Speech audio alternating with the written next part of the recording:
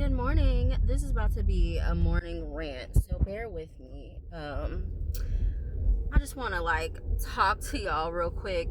So listen, when after I had got divorced,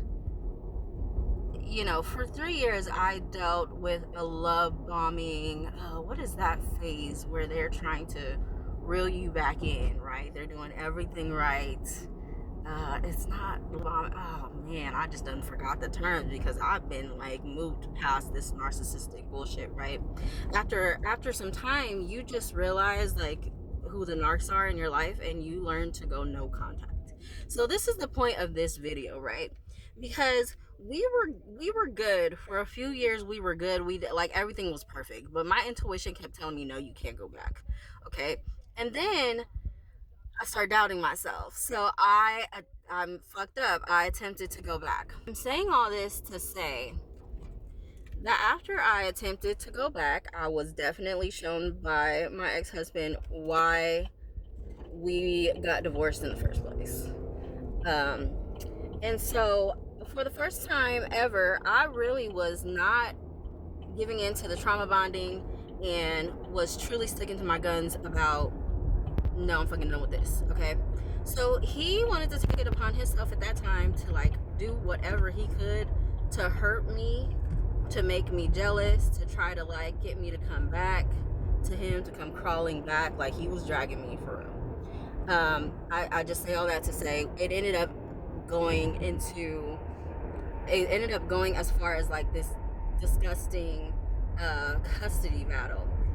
Once he got a new girl in his life, she started financing the custody war and all that shit. It led to my oldest son assaulting me because of all the coercion that was happening. Because these people will sit up and they will talk major shit about me, right?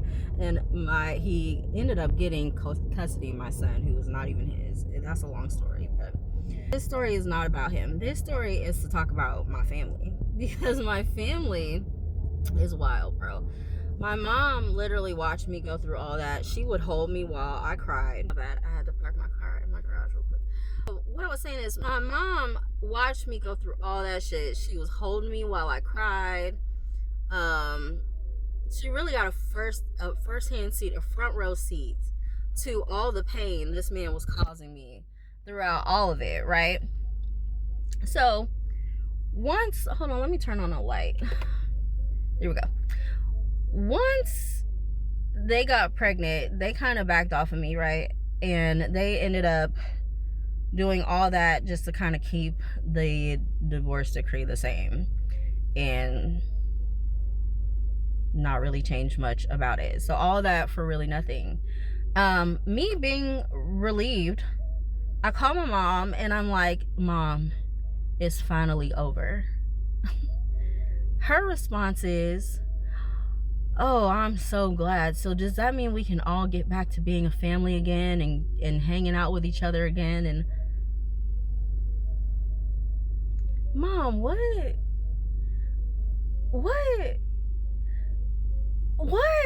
As a mom, I just don't even understand that mentality. Do you think I want to go around any fucking body who has ever done my children the way that I was done? If I saw my kids being done the way that I was done, I would not want to go around them. So, I just had that flashback today, and I was like, let me share this with y'all, because the moral of the story is, guys, if you have a narcissistic family dynamic and that led to you being attracted to a narcissist because that felt like home, that felt like a safe place for you, and that's the environment, you just didn't know how to speak up for yourself yet, you felt bad and guilty for telling them no, for setting boundaries, and then you finally learn some boundaries and let the motherfucker go, but then you still have to deal with your family dynamic. I'm gonna tell you right now, you're going to have to go no contact with every motherfucker who thinks the way that they think, that has caused you to allow and accept that kind of energy and behavior into your life, that has allowed you to attract it into your life.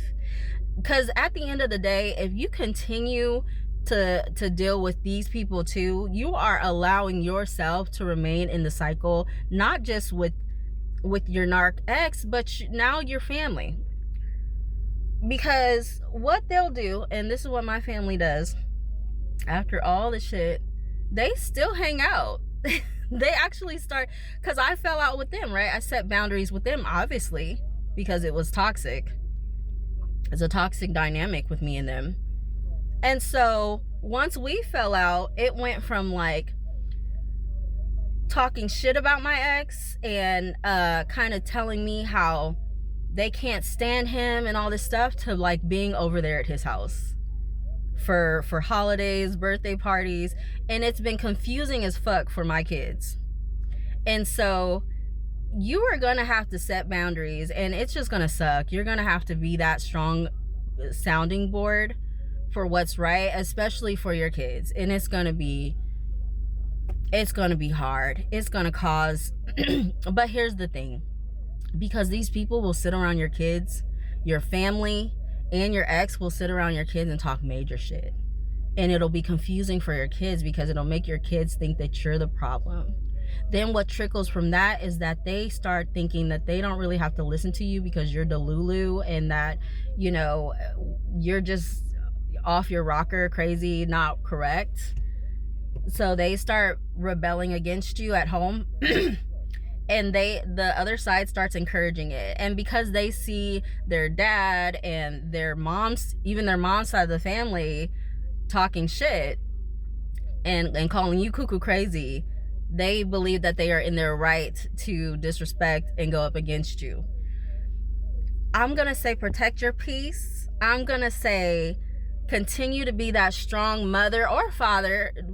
This is not gender specific. Whoever is dealing with this, that you need to be, parent that you need to be, and stand up for what's not right. Stand up against it. Continue to be a parent. Your kids are not always gonna like you. Continue to be a fucking parent, because at the end of the day, they love you, and those kids do have a sense of what's right and what's wrong. They might play on it when you make them mad. They might play on it, and they might go to that other side and play the cards. But they know where the love is. They know where their lives are really at. They see who really does for them at the end of the day. And at the end of the day, they don't truly like sitting in the midst of all those people talking shit about their parent who was actually taking care of them. So continue doing you. Continue doing you. And, you know, just encourage your kids to not be afraid to use their voices and to stand up for the truth and to stand up for what's right. You know, unfortunately, this is just something that everybody has to deal with, even the kids, when you decide to be with a narcissist partner and have kids with them. But going no contact is going to save you. And it's going to save the kids at the end of the day. They're going to eventually understand why you had to cut everybody off. Even if it's going to take them to have to get to know, to rebel against you and get to know these people on their own, they're going to understand it eventually. So breathe. I know these times are hard. I know you get in mama bear, papa bear mode, and you want to protect your kids. You want to fight every fucking body. I understand.